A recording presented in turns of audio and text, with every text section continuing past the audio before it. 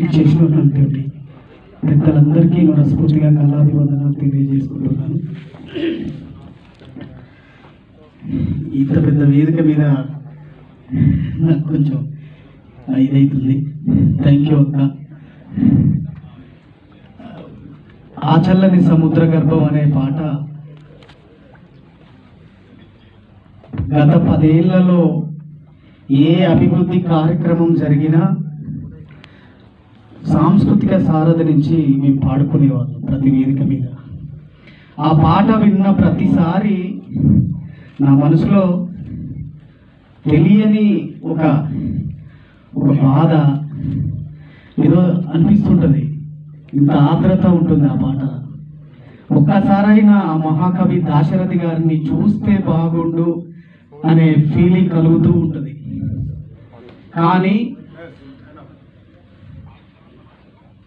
ఆయన నేను చూడలేకపోవచ్చు, కానీ ఆ మహాకవి పుట్టినటువంటి తిరిగి నడిచినటువంటి మానుకోట నేల మీద నేను పుట్టాను. ఆ మానుకోటనే నా ఇంటి పేరుగా కూడా మార్చుకున్నాను.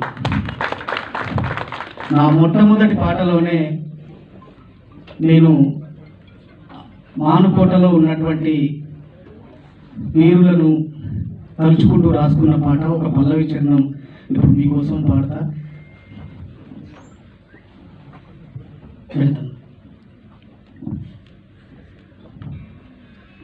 మానుకోట గడ్డకు వందనం, మానుకోట గడ్డకు వందనం, పోరాట యోధుల నేలకు వందనం,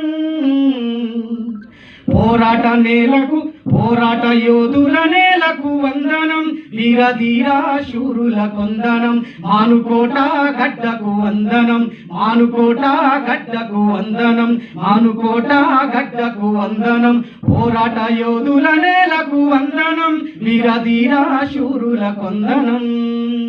చిన్న గూడూరు నేలమ్మరా, తెలంగాణ విముక్తి పాటమ్మరా, చిన్న గూడూరు నేలమ్మరా, తెలంగాణ విముక్తి పాటమ్మరా, దాశరథిని కన్నదిరా, పద్యాల అల్లిక నేర్పిందిరా, తెలంగాణ కోటి రతనాల వీణ,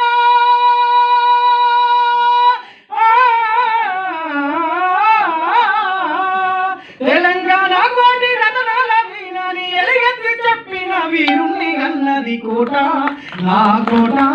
మానుకోట గడ్డకు వందనం, మానుకోట గడ్డకు వందనం, పోరాట యోధుల నేలకు వందనం, వీరధీరా శూరుల కొందనం. థ్యాంక్ యూ అక్క. అలాగే ఒక చిన్న విషయం చెప్పాలి.